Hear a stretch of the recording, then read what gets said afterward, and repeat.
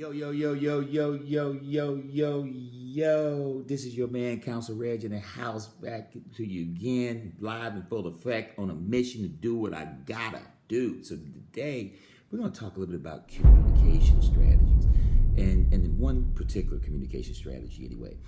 In my practice, when it comes to couples, it's the number one thing that people talk about and present with. So I'm going to give you one particular technique, a tool to use that you can go out and maybe transform some of your communication starting today. So now, the first thing I want to talk about is the fact that, hey, you know what? A lot of times guys may be saying, hey, listen, man, that chick, man, she's in my ear, man, she's bugging me. And sometimes we're going to slow walk it and not address nothing, thinking it's just going to magically and deliciously go away. And sometimes she's just always on it. She's going, rang, rang, rang, rang. She's just grinding.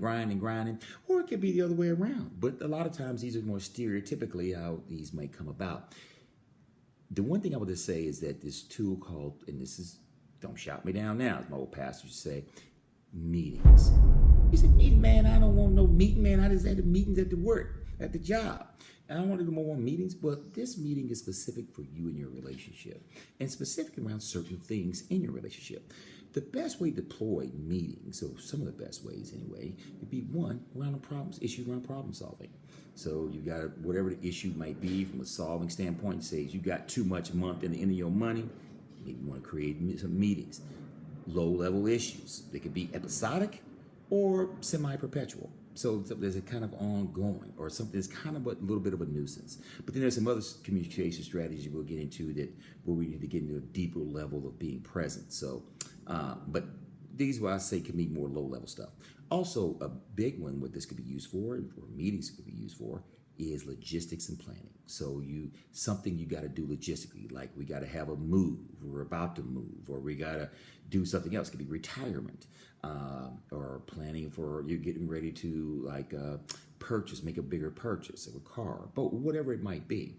Something health-wise. So a lot of things that may come up in that space can be a little bit more of logistics and a planning role for this particular tool called the meeting. Now, so the first thing around the meeting, so can you just get together and just start talking? Well, first of all, there's some ground rules. And the first thing about meetings is setting, first of all, the rationale, I should say. Now, before we hold off on the ground rules, let's talk about rationale first. What's the rationale for the meeting? And then is that, first of all, is that, why are we doing it? So both parties are clear on that, because why are we having the meetings? But before that, though, we want to set up beforehand the rationale. But don't wait till somebody, it's 5:45, and you say, hey, man, we need a meeting at 6. We want to talk about this while we're in sound mind and body about the rationale for a meeting. So here's when we want to do meetings. Here's a good idea of doing them. So it could be around certain things, as I mentioned before. If you just want to do it planning-wise, problems in the relationship-wise, or financial-wise. And it could be some or all of those. So somewhat of agreeance on what conditions need to be there. Secondly, and this is the very important one, is setting the ground rules for the meeting.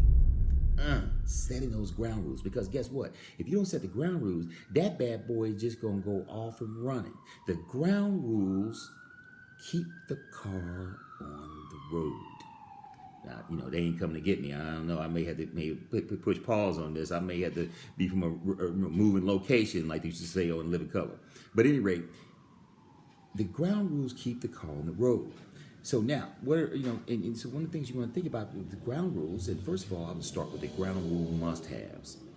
Ground rule must-haves could be, 1, no yelling, no raising of the voice. 2, we come prepared. And so we hold the meeting in high regard. We're not pushing it off, that it takes precedent over anything else for that time.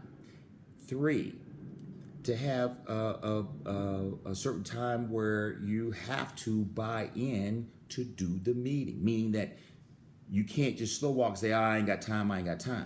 And I would say, like, one ground rule could be, like I've experienced even personally, is that we request a meeting and you have 48 hours to no more, immediately to no more than 72 hours to execute that meeting. Because whatever it is, you want to talk about it and not to where the other person, especially depends on what it is and how emotional it may be for them, where they're not feeling as though that they're being heard. And the other thing is that where both parties can set the meeting. Another thing is about your agenda. Are you going to, how many items? I would, tell you, maybe cause you to limit the meeting in terms of items. So it may be one item or no more than 2 to 3, so that you can have some discussion around it. Another ground rule would be time. So you can put limits on it. So for the partner, because it seems like it works out this way, there's one partner is going to be thinking like, oh God, this is drudgery. Oh God, the horror. And they may think the drudgery. So at least they know going into it, our meetings will stick to between 30 minutes to an hour. It may be a time frame, or you may set a certain time. And say our certain time would be 1 hour, or we can go no longer than an hour and 15 minutes, or our meetings will be 30 minutes on the money. So we got one topic, bust it out, keep it moving. Another thing around time is another thing around the meetings is frequency. Is it going to be episodic, as needed, or is it going to be something that you do it ever so often? It could be you want to do one, we got to do one at least maybe once a month, or we do one weekly. They keep keep any of those little issues that may come creeping up, just to make sure you got to check in. Those types of things. We want to do that before the meeting is required. So you have a meeting or wherever, just a chat, it could be at dinner or driving in a car, about some of this stuff. Somebody records it, writes it down, and then so that's the way the meeting. You can be as formal as, hey, we want our meeting to come to an order. You can start it out with a prayer, just to make sure you have the Lord in your meeting. So you can try to keep, again, that car on the road. Because, one of y'all is trying to steer that bad boy in the ditch. You just know it. And going to justify it and talk about, see, what happened was, but it ain't going to be like that. So anyway, so these are some of the things that are key and critical. Another thing I would just add to the meeting, and I talked about it earlier, just alluded to it, but it's critical, and that is two things, two more. One, tone of voice, that no hollering allowed.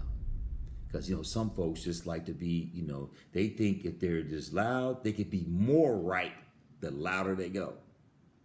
So we want to say that so the other person can make sure to hear it and not getting triggered and saying, oh, screw it. The last one I would say is that it could be no interruptions.